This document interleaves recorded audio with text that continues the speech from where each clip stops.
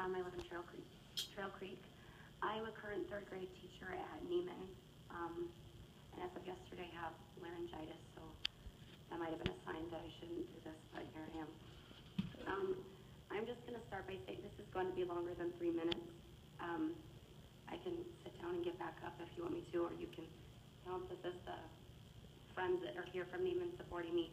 But I do think that it should be considered how quiet Niemann has been through this entire process, and I think that our story needs to be told from the inside. I want to start by saying that there's nothing I'm going to address that's intended in any way to discredit anyone in any other building. I think that there are plenty of teachers across the district who will relate to things that I'm going to say, but I'm obviously going to refer just to Niemann's situation. I think that everyone in this district that walks through the doors of our schools every day is fighting an uphill battle. We fight hard for our kids, even when the community those kids live in doesn't always support our efforts. I have been at Niemann for 6 years, and in my time there I have seen and learned more than I could even begin to explain, but I'm thrilled that on paper we're now showing scores people are really happy to see. I think it's important people realize how many amazing things were happening in our building long before we were considered a passing school. Unfortunately, people want to see one thing, and that's test results. Now, anyone that's been in a classroom knows that standardized tests do not accurately portray what a child has learned that year, but until that changes in Indianapolis, I know those numbers matter. I don't think that means that as a district we can't start showing the public a bigger picture of what's happening and give them, we could start to change the reputation of our schools, I feel like, from the inside out. Every child comes through the door at a specific place. And one of the most frustrating things as a teacher is that regardless of how much growth that child made in my classroom, if they don't pass that test at the end of the year, it's still a big red mark on my name. And for years, Niemann has been a failing school full of red marks and rude perceptions, and I just really wonder what people might have thought of all along. We looked at the growth and not just those final test results. Let me give you an example. 2 years ago, the first year for iRead, Niemann only passed 53% of third graders. Now, as a third grade teacher, nobody felt the sting of that number more than my partner and I. But no one ever talked about the fact that only 36% of our third graders came in projected to pass. No one ever mentioned that 9 of my 21 third graders came in as beginning reader zeros. What that means is they didn't even score on a scholastic reading test that we start giving to kids in third grade. And to give you a frame of reference, that means that's kindergarten reading level. That's almost half of my class that walked through the door in August lacking the most basic reading skills. 8 of the remaining kids were below grade level, which means I only had 4 kids that were considered proficient at the start of the year. Let's also not forget that almost half of the third grade population that particular year was new to Niemann within the last 2 years. Either that year or the year before had been new to our school. One child in particular, just to give you an idea of what feels to be the norm, started the year with a 0 as his Lexile, the reading level. He finished the year with a 542. Students are expected to gain 75 to 100 points a year, so he roughly made a 6 years growth in third grade. But he didn't pass I-STEP. So it doesn't matter that he made this tremendous growth because it's still that big red mark on our name. And then all of a sudden, I failed as a teacher, or Niemann's failed as a school, or Mrs. Tappan's failed as a principal. And it feels like a foul for that to happen when we know how hard we're working. Now, again, I know there's other teachers that have plenty of growth stories that will relate to that, but I can only speak for Niemann. Now, even though it's relieving to have those numbers that everyone wants to see, it's still a little frustrating because I feel like you don't see exactly what had to happen to make those numbers come to light. Let's talk about this year's numbers. We had 8 of our 41 kids not pass iRead, which left us with a percentage of 80%. We're proud of that, especially when only 55% of our kids came in projected to pass. But shouldn't it also be noted for each school that 6 of the 8 kids that didn't pass were special ed? Now, let me say this before anyone thinks anything negatively. No one works harder in our building than our special ed teachers, so this is no stab at special education. It's just to point out that when a child is placed in special ed, it's for a reason. They are in need of extra accommodations, extra support. They're not on grade level. They need the extra time. when we're showing the world the results, I think it would be enlightening for people to see the numbers both with those kids and without, because it changes the way that we look at the data. When a kid has an IEP, it means that they need modifications, and unfortunately, ISTEP and IRE don't have modified versions. So it's important that people understand when you're looking at just a percentage what that really means. There are some buildings next year that will have close to 60 special ed students, while some will only have 20-something. So it seems fair and logical to include that information when you're going to compare one school to the next. It would also be enlightening to know class sizes. There are some second grade classrooms in this district right now at 15 or 16 kids. My second grade neighbors have had 29 kids in their room all year. Passing 80% of 29 kids is different than passing 29% of 15 kids. When you double a class size, it changes the way that you teach. It impacts your day. And if I'm going to go there, I think it should also be considered that some buildings in our district have Elmos and projectors hooked up to their computers in every classroom, while some of us are still using overhead projectors and transparencies.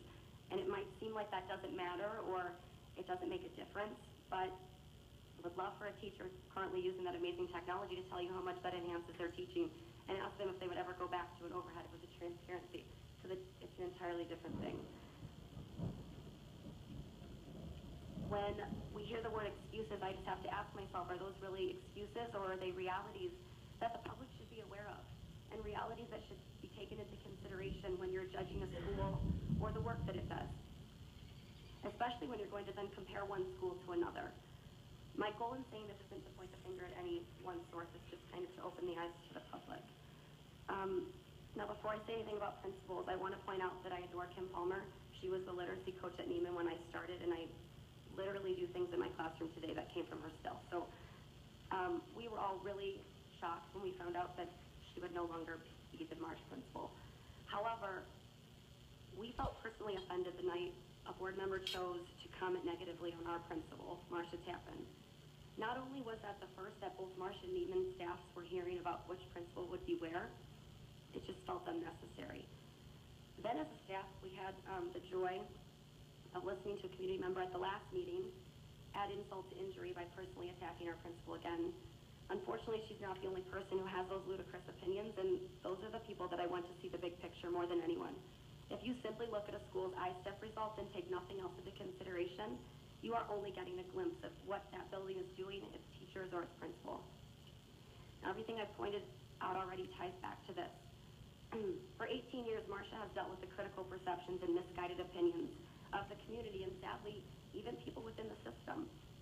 Every year that she was marked as the principal of a failing school, I would bet that no one showed what really did happen in her building. No one looked or published the growth and progress that did happen. Everyone put a big red X on her name and her school in terms of performance because of one standardized test. And the reason I know this is that for the 6 years I've been there, I've never seen the full picture disclosed to the public. So when it is said that she's a principal who has struggled, as I think it was put, I want to say that I agree. She has struggled for 18 years. She's struggled to make people see what's happening in the classrooms of her school. She's struggled to keep her composure when people bash her staff, her students, and herself because of the performance on the test. She has struggled to remain sane working in an environment not quite like anywhere else. She's dealt with being under the microscope for years and managed to come out on the other side. So while it now appears on paper that we're no longer a failing school, I think it should be noted that we were never a failing school. And it's very insulting to attack the track record of a principal who has fought her butt off for our kids. Even when the easy thing to do, if you ask me, would it be to pick up and have left long time ago when she realized that she was going to be picked apart and verbally attacked instead of helped and praised for having the strength that it takes to walk through the doors of a school like ours every day. And just like numbers shouldn't be the only thing you base my teaching on, they shouldn't be the only factor you use to determine whether a principal is struggling. I think it's really important to say how heartbroken that we really are that Niemann is closing. I'm not blind to the financial issues. I'm not irrational about why something needs to take place. I may have had questions about why it's us, but that's no longer relevant. I do have to say, though, that it's a little disheartening that the decision to make the vote to close 2 schools literally took 3 seconds. Yet we've hashed out every other topic for hours. And while I realize that you guys had discussed this prior to that night and came in with a decision likely made, It would have been really nice to have someone have something to say about the lives that were being affected, the children who are facing a huge change next year, and the families who have loved and supported us over the years. It's discouraging that I can honestly say in the 6 years I've been at Niemann, I've only seen one of you in our building. Perhaps if any of you had spent more time in the buildings that are being repurposed, you might have at least had more to say on our behalf.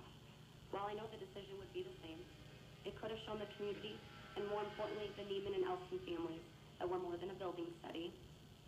And you would have accurate and encouraging words to share about what we do every day.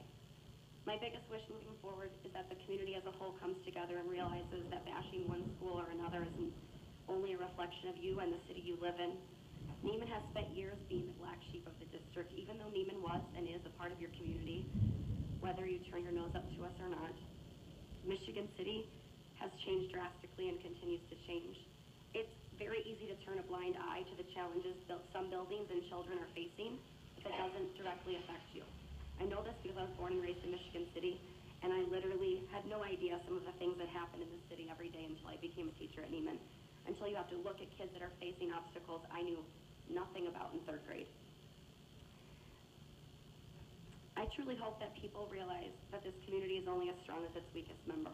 And as a young professional who chose to come back to her hometown, it's discouraging and sad to know how hard some of us work in the schools, to have our names and reputations completely beat up by people who really don't have an accurate picture of life in the classroom. Thank you for letting me go already.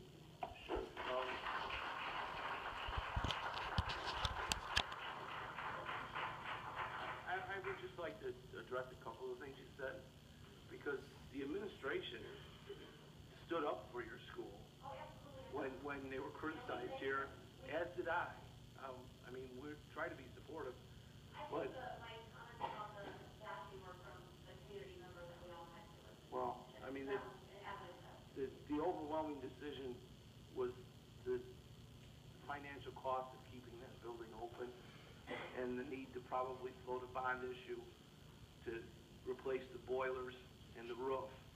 And the city has already, they voted on that type of an issue with the referendum, and it would have been cost prohibitive to keep that building going. Really, the decision wasn't based on the work being done inside the school. It was on the poor physical plan. I feel like I intended to address all of what you just said. I don't think that the question is whether this was made lightly or that you just didn't. I just think it's important people hear from us. I certainly don't think that you guys didn't try and do something. That's why I said we fight for kids in a community that doesn't always support what we're doing. Obviously, that's why we're in the position we're in. I just think it's important that people understand when you're comparing one school to the other. In fact, most of what I was talking about is data. So next year, when we're comparing one school to the other, I just think it's important that all of the pieces are put in place for people. So it's no longer just this is the percentage of passing. There's more that goes into it than that.